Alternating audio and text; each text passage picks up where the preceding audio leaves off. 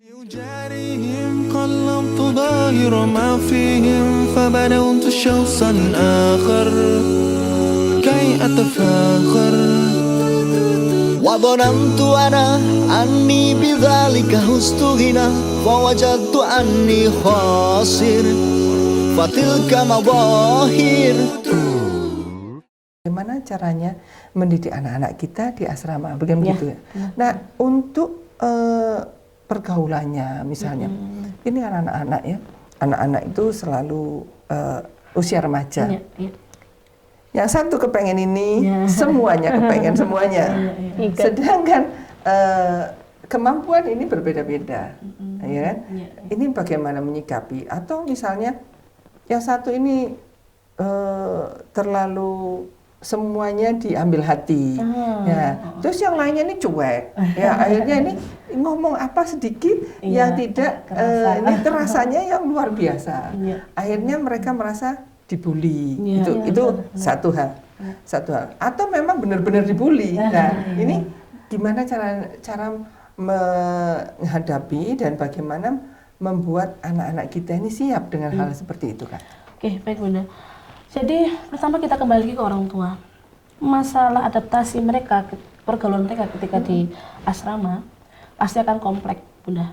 Dari awal mereka masuk ada ta'aruf, perkenalan, lama-lama akan kelihatan sifat dan semuanya. Nah, disinilah orang tua sebelum memasukkan anaknya ke asrama atau ke boarding school itu harus memahamkan bahwasanya di asrama itu penuh, atau misalkan di asrama itu banyak dari daerah mana aja. Nah, kita harus tahu kriteria di situ.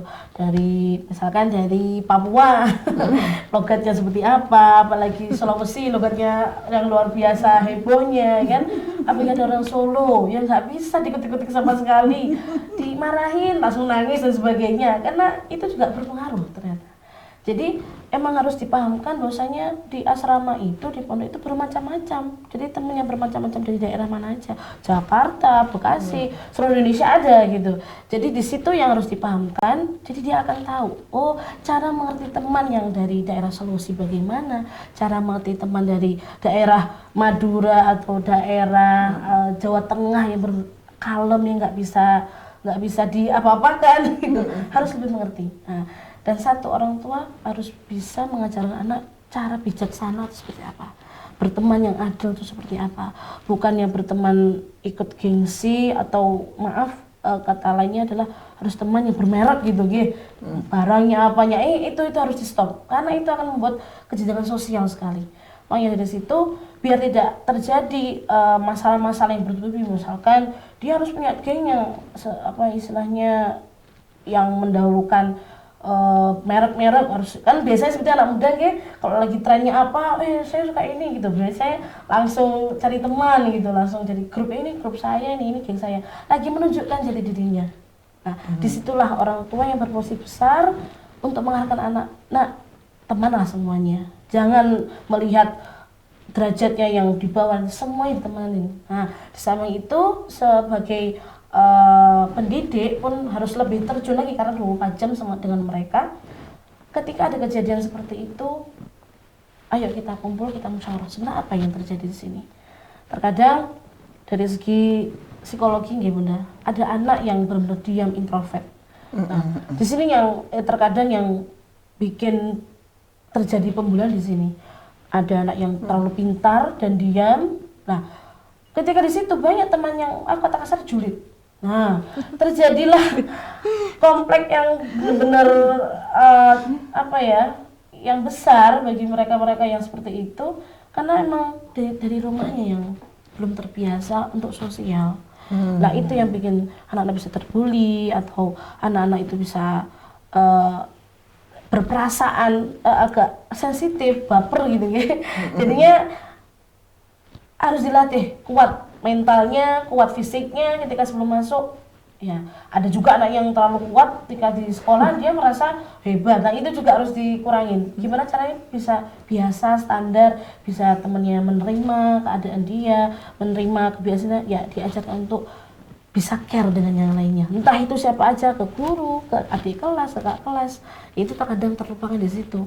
ketika masa-masa golden age-nya kadang-kadang orang tua kan ya udahlah gitu kan, ya harus diperhatikan ketika SMP anak-anak kan bisa tahu temannya si A nih gini, gimana cara penanganan temannya. Nah, orang tua juga ketika waktu masa telepon, gimana kak, pasti nanya gitu biasanya, gimana kak di kamar gitu kan, masih gitu, ya mau ada temen, ya udah nggak apa-apa, kan harus apa ya, bersinergi lah.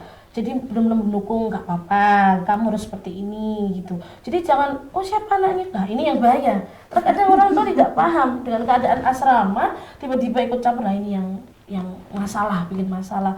Dan itu banyak sekali yang Jadi terjadi. pada prinsipnya itu kita tuh harus benar-benar mempunyai hubungan yang dekat dengan para pendidik ya Kak ya. Benar, Betul ya? benar. Itu Terus pentingnya.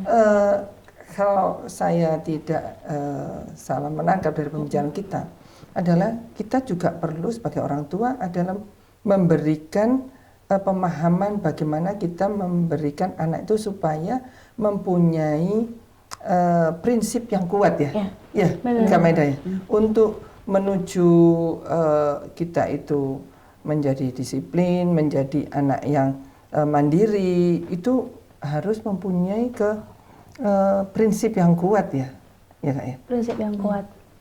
Nah, ini prinsip yang kuat ini juga harus perlu dipelajari. Bagaimana? Nah, itu pelajaran dari orang tua kita. Kita sebagai orang tua memberikan pelajaran kepada anak kita. Itu tidak bisa sehari dua hari. Dan itu prinsip yang kuat itu harus mulai dari kecil. Bukan begitu Kak ya? Iya. Mungkin ada sharing yang kan ada itu anak-anak yang mandiri tapi mandiri itu Pak nggak punya prinsip ya mandiri tapi nggak punya prinsip, gimana itu Kak? Iya, sebenarnya Bunda, kita mendidik itu penuh dengan seni. Penuh dengan seni. Seni berkomunikasi, seni beradaptasi. Bagaimana cara kita itu benar-benar memang dia menuju ke prinsip. Seperti itu yang tujuannya. Nah, apa kemudian yang menjadi beda antara pesantren dengan yang di sekolah yang lainnya, yaitu kita tidak hanya ingin mentransfer dan memindahkan ilmu pengetahuan, akan tetapi di pesantren juga dididik untuk mendapatkan nilai-nilai tertentu. Nilai apa saja itu, termasuk yang prinsip-prinsip yang tadi. Di samping kita ketakwaan kepada Allah, akhlakul karimahnya yang prioritas karakteristik, itu kemandirian dan adaptasi sosial yang sangat utama. Jadi kemandirian dan sosial di sini itu benar-benar kita bentuk dari kecil ya, memang dari kecil. Kemudian barangkali tadi disampaikan dari Kak If tadi sampaikan ada yang memang introvert, yang memang sebelumnya dia tidak pernah sosial di rumahnya. Nah, setelah di pesantren baru dia mulai bersosial. Nah, ada juga orang yang extrovert, dia sudah sering bersosial. Nah, bagaimana? Nah, itu butuh kesenian dalam berkomunikasi, butuh kesenian dalam adaptasi, seperti itu Bunda. Jadi untuk itu semuanya kita benar-benar harus mengetahui karakteristik setiap anak. Kemudian bagaimana kita menanggapi mereka itu sangat berbeda Bunda. Tidak bisa kemudian kita samakan dengan satu cara untuk berbagai santri dengan satu cara, tidak. Akan tapi butuh berbagai cara, yaitu dinamakan seni. Jadi dengan apapun caranya, sekiranya sudah di jalan yang memang benar-benar menurut apa namanya tadi sampaikan prinsip, kemudian di jalan yang sama, yang kemudian kita bisa bareng mendidik santri gitu, penuh benar-benar dengan kesenian. Masya Allah, dengan seluruh kesabaran ya Kak ya. Masya Allah, itu sudah pasti. Nah, kesabaran itu